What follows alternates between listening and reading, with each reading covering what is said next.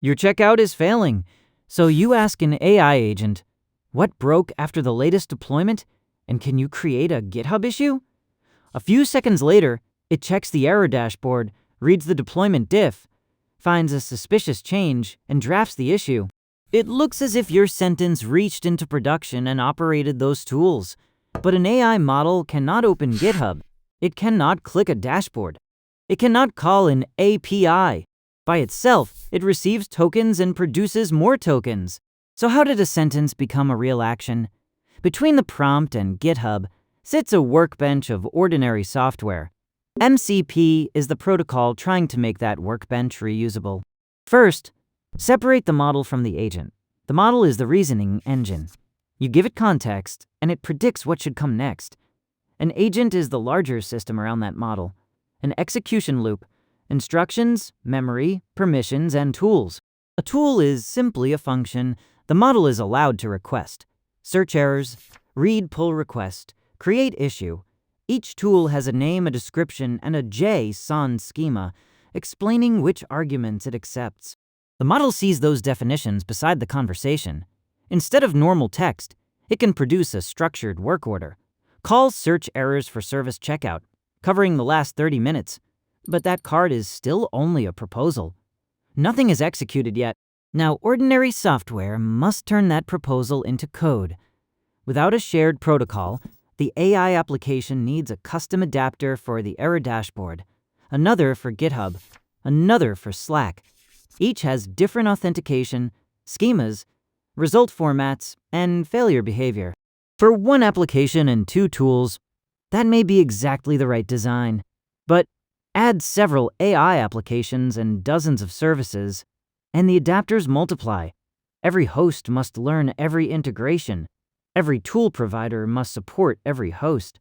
Change one side, and somebody's glue code snaps.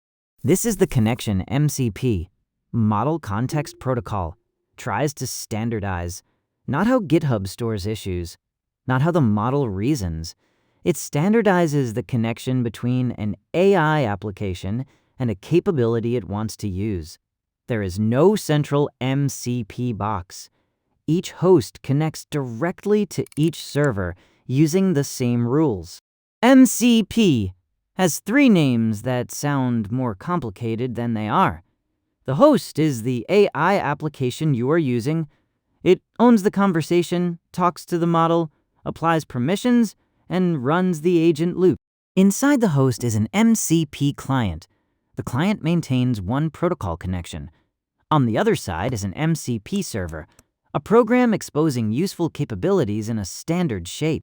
A GitHub server might expose read pull request and create issue. A monitoring server might expose search errors and get trace. Server does not necessarily mean a machine in a data center. It can be a local process connected through standard input and output, or a remote service reached over HTTP. If the host connects to two servers, it normally creates one client connection for each. Host, client, server, the host coordinates. The client communicates. The server provides capabilities. Now replay the checkout incident slowly. Step 1, discovery. The monitoring server publishes the tools it currently supports. For each tool, it provides a name, a description, and a JSON schema defining valid inputs. The client asks for that list. The host collects the useful definitions and places them where the model can see them. The model now knows that search errors exists, what it does, and which arguments it requires. Step 2, selection. The host sends the user's question, relevant conversation, and clue definitions to the model. The model decides it needs live evidence and produces a structured call. Search errors, service checkout. Since deployment time, the model selected the tool. It did not run it. Step 3, control. The host checks the order. Is this tool allowed? Do the arguments fit? Does the user have permission? Does this action require approval? Searching errors is read-only, so policy allows it. Step 4, execution. The host routes the order through the monitoring client. The client sends a standard MCP tools call request to the monitoring server. The server validates the arguments, converts the order into the monitoring system's own API format and calls that API. MCP did not replace the API. It standardized the front of the adapter connected to it. Step 5. Return. The monitoring API reports a cluster of database timeouts beginning 2 minutes after deployment. The server packages that result. The client carries it back. The host places it into the model's context.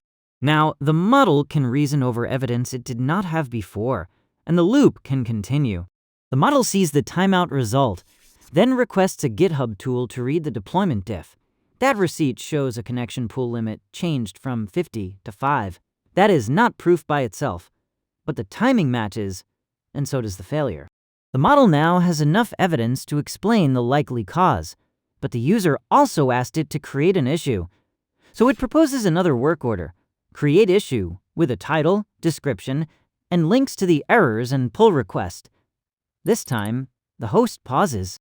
Reading data and changing data are different levels of risk. The application shows exactly what will be created and asks for approval. Only after approval does the host route the call to the GitHub server, which calls the GitHub API. The model did not secretly gain access to 2 companies. The host connected to 2 servers, exposed selected tools, carried receipts between model turns, and enforced the approval boundary. That surrounding loop makes the system an agent. MCP standardizes the tool connection inside it. So, what did we gain? Without MCP, every AI application may need its own monitoring adapter. With MCP, the monitoring team exposes its capabilities through one common protocol. Compatible hosts can discover the same tools and call them in the same basic way. The monitoring API still exists. Authentication still exists. Permissions still exist. MCP removes repeated connection glue. It does not remove the system behind the connection.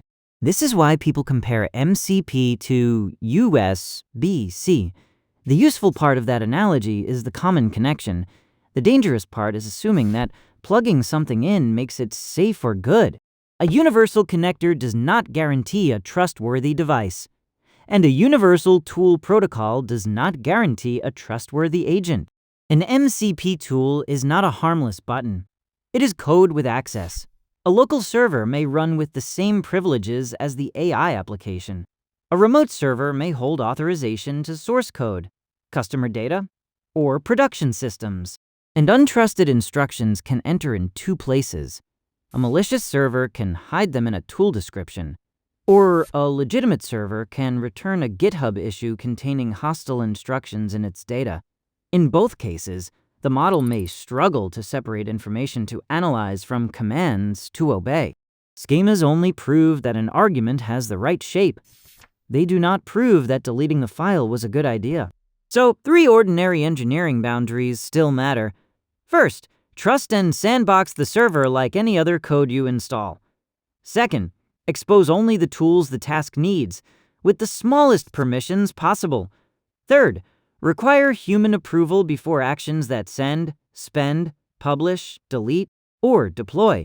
Then validate inputs in normal code, treat outputs as untrusted data, and log what happened. MCP reduces integration duplication. It does not remove latency, authentication work, token cost, bad tool descriptions, model mistakes, or security boundaries. By making powerful tools easier to connect, it makes those boundaries more important. So, when an AI agent uses GitHub, here is what actually happened. The server described a capability. The host showed that capability to the model. The model proposed a structured call. The host checked and routed it. The MCP server executed ordinary code against an ordinary API, and the result returned for another model turn. The model proposes, the host controls, the server executes, the result returns. That is how text becomes action, and MCP is the shared language in the middle.